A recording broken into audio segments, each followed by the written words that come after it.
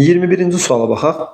A ölkəsində əhalinin sayı 17 milyon nəfər, hər 1000 nəfərə düşən doğulanların sayı 4, ölənlərin sayı 8-dir. Növbəti il ölkə əhalisinin sayı 17,2 milyon nəfərə çatmışdır. Ölkəyə gələn miqrantların sayını tapaq.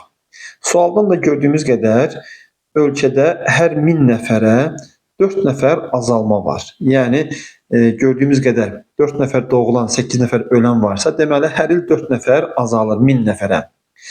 Belə olduğu halda 17 milyon nəfərə nə qədər adam azalar? X bərabərdir 68 min nəfər. 68 min nəfər. Bu onu göstərir ki, il sonunda ölkə əhalisinin sayı 16 milyon 932 min nəfər qalmalıdır. Çünki 17 milyon var idi və 68 min nəfər də azaldısa 16 milyon 932 min qalmalıdır. Ancaq sualımızın şərti əhalinin 17 milyon 200 minə çatdığını deyir. Bu miqrasiya hesabınadır və miqrantların sayını tapmaq üçün 17 milyon 200 mindən təbii artıma görə azalan əhalinin sayını. Burada cavab 268 min nəfər olacaq. Yəni cavab B variantı. 22-ci suala baxaq. Qonur dağ meşə torpaqlarına yayıldığı çay hövzələrini müəyyən edək. Azərbaycanın torpaq xəritəsinə baxanda görürük ki, 2 rəqəmi ilə verilən Qonur dağ meşə torpağı Böyük Qafqazın şimal-şərqində, Böyük Qafqazın cənub yamaçlarında, Murovdağ ətrafında geniş yayılıb.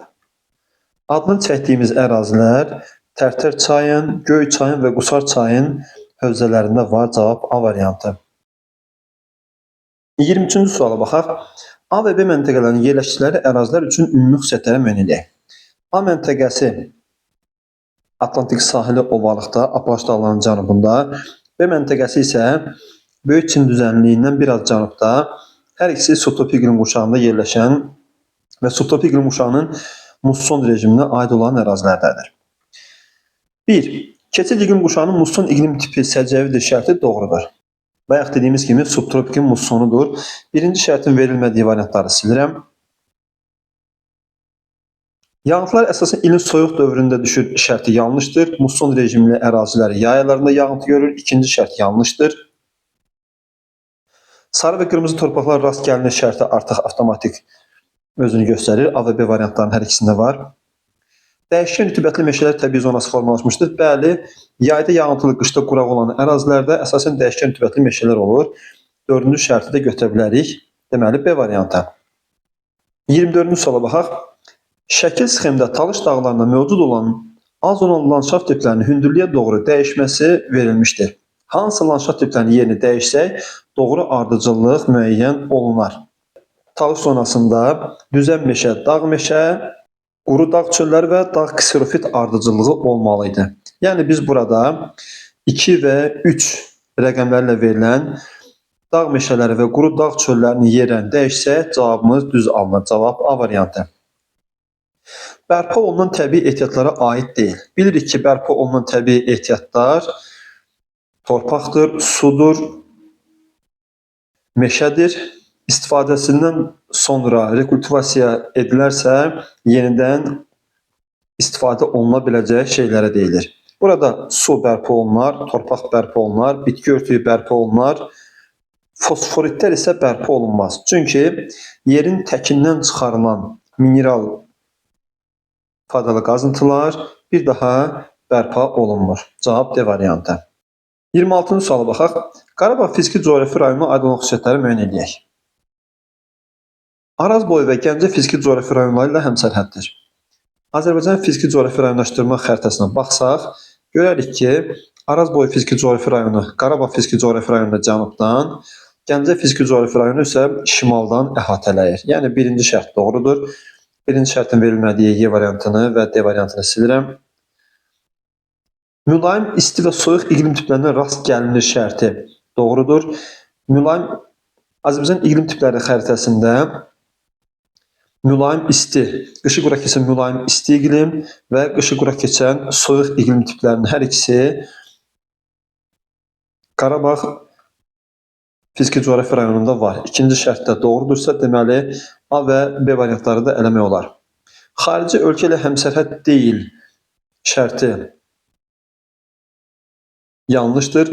Belə ki, Kəlbəcər ərazisində Ermənistanla sərhədi var. Deməli, üçüncü şərt yanlışdır. 4-ə baxaq. Kəlbəcər və Şuşa şəhərləri yerləşir. Şərti də doğrudur. Cavab C variantı.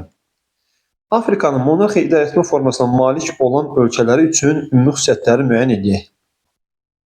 Xatırladaq ki, Afrikada monarxiya idarəetmə formasına Mərakeş, Lesoto və Svazilend və ya Esvatini ölkələri malikdir. Konstitusiyalı monarxiyalardır. Şərti hər üç ölkə üçün keçərlidir. Deməli, birinci şərtin olmadığı variantları silirəm. Materik daxili mövqeyə maliklər şərti Mərakeş üçün ödənməz. Deməli, ikinci şərt yanlışdır. Artıq 5-6-ya baxa bilərik. Mülayim işğallanma quşağında yerləşirlər. Bəli, hər üç ölkə tropik xəttdən kənarda, yəni mülayim işğallanma quşağında yerləşirlər. 5-i götürərik. Unitar inzibati ərazi quruluşuna malikdirlər. Bəli, bu ölkənin heç biri federativ deyil. Cavab B variantı. 28-ci suala baxaq. Verilmiş inzibati rayonlar üçün doğru fikirləri müəyyən edək. Rəqəmlərdən gördüyümüz qədər burada 1 rəqəmi ilə Daşkəsən, 2 rəqəmi ilə Tovuz, 3 rəqəmi ilə Ağstafa, 4 rəqəmi ilə Gədəbəy, 5 rəqəmi ilə Şəmkir və 6 rəqəmi ilə Qazax rayonları göstərilir. Birinci şərtə baxaq. 2, 3 və 6 rəqəmi ilə göstərilən inzibati rayonlarda mülayim isti, soyuq və yarım səhra və quru çöl iqlim tiplərinə rast gəlinir. Bu şərt yanlışdır. Belə ki, Qazaxda soyuq iqlim tipi yoxdur. Birinci şərt yanlışdır. Birinci şərtin olduğu variantları silirəm. 1, 4 və 5 rəqəmləri ilə göstərilən inzibati rayonlar eyni iqtisadi rayonun tərkibinə daxildir. 1 və 4 rəqəmləri ilə Daşkəsən və Gədəbəy göstərilib. Gədəbəy, Qazax, Tovuz, Daşkəsən isə Gəncə, Daşkəsən iqtisadi rayonlarındadır. Deməli, ikinci şərt də yanlışdır. D variantını da silə bilərik.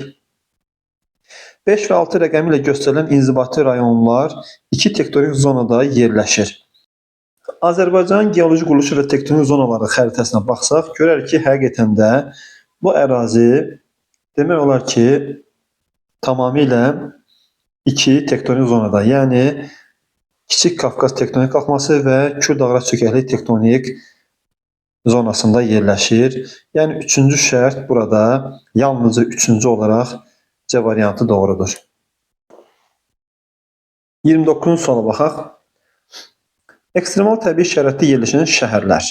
Bildiyimiz qədər ekstremal təbii şərait mənimsənilməsi çətin və ya qeyri-mümkün olan ərazilərə deyilir. Buna yüksək dağ su ayrıcıları, buzlaqlar, qütb buzlaqları, tropik səhralar, keçilməz cəngəlliklər və ya böyük bataqlıqlar aid edilə bilər. A variantında Buenos Aires şəhəri elə bir yerdə yerləşmir, çox əlverişli ərazidədir. A variantı silinər. B variantında nə Dehli, nə də Madrid şəhərləri elə bir yerdə yerləşmir. Bayaq sadaladığımız şərtləri ödəyən elə bir yerdə yerləşmir. C variantında da heç bir şəhər, nə Şanxay, nə Vilnius elə şəraitli bir yerdə yerləşmir. D variantında Manila, Filippinin paytaxtı çox əlverişli bir yerdədir. D variantı da silinər. Ancaq Y variantında La Paz şəhəri dünyanın ən hündürdə yerləşən paytaxt şəhəri kimi, Reykjavik, İslandiyanın paytaxtı və soyuq iqlim şəraitində yerləşən bir şəhərdir. Ulan-Bator da Monqolistanın paytaxtı, mülayim iqlim quşağının kəskin kontinental tipinin formalaşdığı ərazilərdədir. Deməli, cavab Y variantı götürülə bilər. 30-cu suala baxaq. İranla həmsərhəd olub, lakin fərqli iqtisadi rayonlara aid olan inzibati rayonlar. A variantında Lənkəran rayonu İranla həmsərhəd deyil. B variantında həm Cəbrayıl, həm də Zəngilan İranla həmsərhəddir, ancaq ikisi də eyni iqtisadi rayondadır. C variantında Ağcabədi İranla həmsərhəd deyil. D variantında Masallı İranla həmsərhəd deyil. Y variantında isə Cəllabad və Biləsu var. Hər ikisi İranla həmsərhəddir. Ancaq biri Salyan Şirvan, digəri isə Lənkəran Astara iqtisadi coğrafi rayonlarında yerləşir. Cavab Y variantı. 31-ci suala baxaq. Xəritə sxemə və Euler-Venn diaqramına əsasən uyğunluğu müəyyən edək. Burada İspaniya, Almanya və Macaristan ölkələrindən söhbət gedir.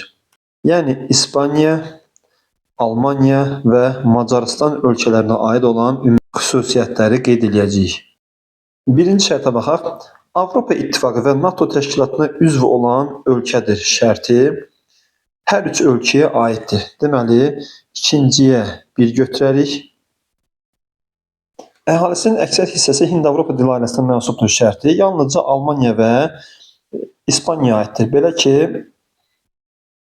Macaristanın əhalisi Ural dil ailəsinin Fin-Uqor dil qrupuna aiddir. Deməli, A və B-yə, yəni birinciyə ortaq olan 2-dir. Birinciyə 2, ikinciyə 1 olmayan variantları silə bilərik. Paytaxtı okean və ya dəniz sahilində yerləşmir şərti hər üç ölkəyə aiddir. Nə Berlin, nə Budapeşt, nə də Madrid okean və ya dəniz sahilində deyil. İkinciyə həm də 3 aid olacaq. Yəni ikinciyə 1 üçün verildiyi yalnızca D variantı var. B-ni də eləyə bilərik. Slavyan dilli xalqın üstünlük təşkil etdiyi ölkələrlə həmsərhəddir şərti həm Macaristana, həm də Almaniyaya aid ola bilər. Yəni burada Polşadan və Slovakiyadan söhbət gedə bilər.